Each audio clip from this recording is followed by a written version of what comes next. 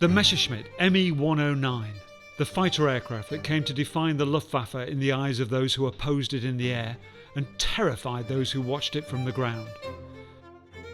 A 1930s interceptor design originally penned by Willy Messerschmitt and Robert Lusser. It was built en masse, over 30,000 examples, both by Messerschmitt's own factory and subcontractors, from the 1930s through until, incredibly, the 1950s. It served as a fighter bomber, an escort and a variety of other roles, modified, rearmed and even re-engined to serve longer and against more opponents than its designers could have ever imagined. When you talk about the Luftwaffe during the Second World War, the aviation aficionados and general public will recognise one name, the Messerschmitt, particularly the Messerschmitt 109, or a purist would say the Bf 109 from the Bayerische Flugzeugwerk, Bavarian aircraft factory. The aeroplane, always like trying to give a bit of credit to the Buchóns, which everyone's desperate to take away, is that the 109 was always an aeroplane that has probably had more power plants on the front of it than any other warbird type I know of.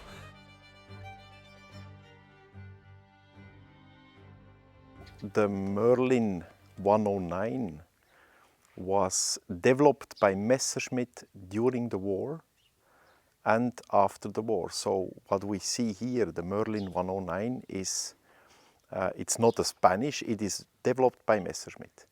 And at the end of the war, the Germans delivered a lot of original fuselages to Spain and original planes, and they wanted to build in the 605 engine, but they were out of engines, so Messerschmitt developed a version with the Merlin engine. And okay, they will argue about it, but for most people's understanding, it's an Me-109.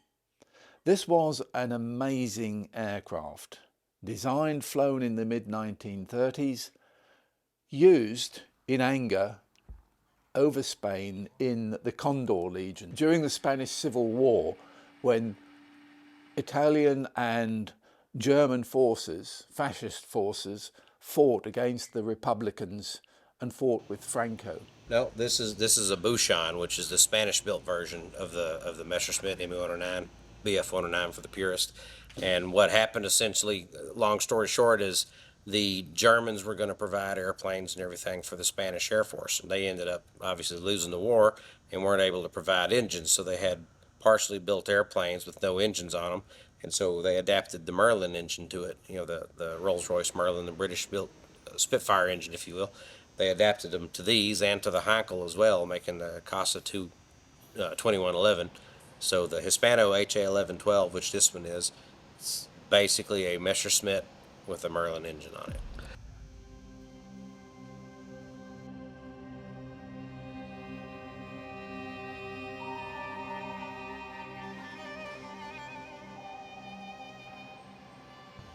The leading edge slats, they're built so that they come out whenever you get slow, like in a turn or something like that, and you stall that wing, then the slat will come out, which effectively changes the curvature of your wing, just like dropping slats on a modern airplane or dropping the flaps or whatever. It makes your wing longer, which helps you generate more lift, so this wing won't be stalled completely, make a tighter turn or whatever without actually snapping over. It's pretty ingenious. The used one, like the F-86, has the very same system on it. Later airplanes, they made them powered rather than just gravity operated. So I think the important thing to consider is that the Germans, and I know that's casting like a huge net, but they're phenomenal engineers, always have been, and I'm sure always will be. And the aeroplane, from a design standpoint, from the earliest variants, was designed by engineers for engineers. I think the piloting element of it came a bit later on. So elements like the narrow track undercarriage, it is my understanding that that was specifically designed in the way it is designed so that the aircraft could be moved by road and rail readily. And the undercarriage legs remain with the fuselage when you take the wings off. And the wings come off, so we've had a wing off and back on that aeroplane behind me there inside half an hour. It is designed to have the wings taken off and on quickly.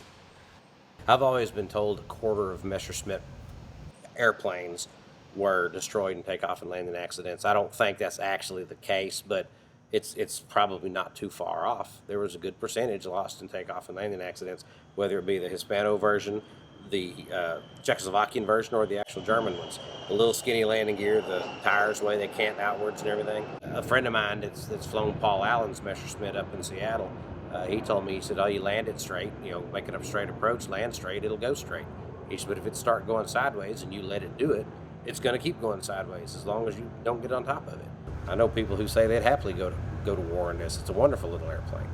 But on the other hand, I know guys who've gotten out of them and crossed themselves and said never again once they got out of the airplane.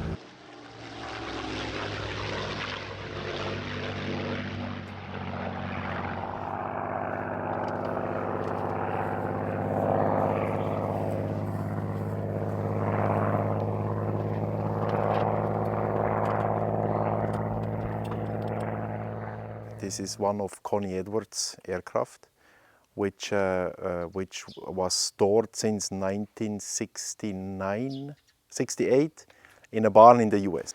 So he was one of the pilots for that movie, and they had different aircraft, 109s and Spitfires, and they were making the movie, and at the end the movie company had no money to pay them. So Connie, smart as he was, he decided, okay, I will just take those aircraft as a payment. And then shipped to the US in 1969. It was flown last in May 1968. Then it stayed in Connie's hangar. And it was now assembled last week here, the first time since 1968, in its original condition. If you open the cockpit, if you go inside, you still smell the oil, you smell the oil from the smoke system, from the engine. There were even the checklists inside. So this is the last really absolute original aircraft.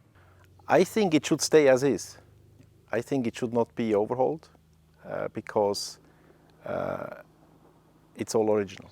It's like in vintage cars, if you have still the original paint. Here you have the Spanish paint underneath, and then you have the movie paint on top, and the smoke system, as I mentioned before. I think this is like a piece of art. You can put it in your hangar, you can put it next to your car collection or in a museum, and it will never ever go down in value. It will only go up in value. Every metal piece on this aircraft is old.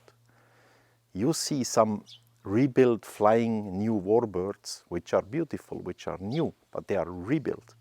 Here everything is original. That's very exceptional.